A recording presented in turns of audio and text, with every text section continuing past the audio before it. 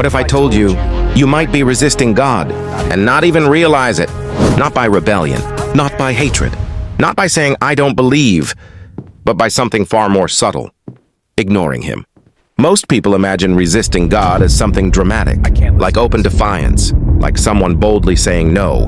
But real resistance often looks quiet. It looks like delay, excuses, distraction. Hebrews 3:15 says, "Today if you will hear His voice, harden not your hearts." Notice that carefully.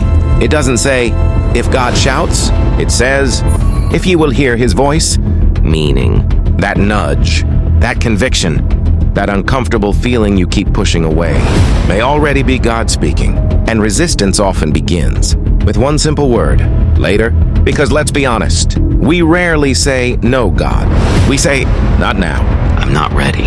I'll deal with that someday, and slowly, without realizing it, the heart hardens. Acts 7:51 says, "Ye do always resist the Holy Ghost." How do you resist the Spirit?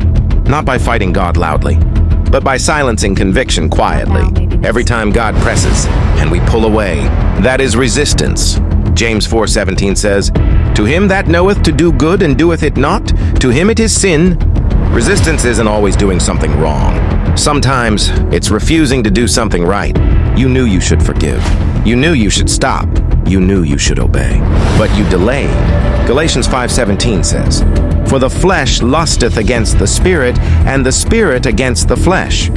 That tension inside you, that battle you feel, that is not random emotion. That is spiritual conflict. And then comes the most dangerous trap, selective obedience. 1 Samuel 15:22 says, "To obey is better than sacrifice." No amount of worship, no amount of prayer, no amount of religious activity can replace simple obedience. So let me ask you something. I accept you. What is the one thing Your life. you know God has been dealing with you about, but you keep postponing? Because sometimes the greatest resistance is not saying no. It is simply saying, not yet. If this message spoke to you, share your story in the comment section.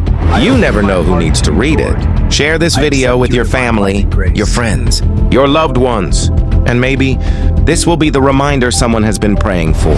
Like, subscribe, and turn on the notification bell for more Bible truths.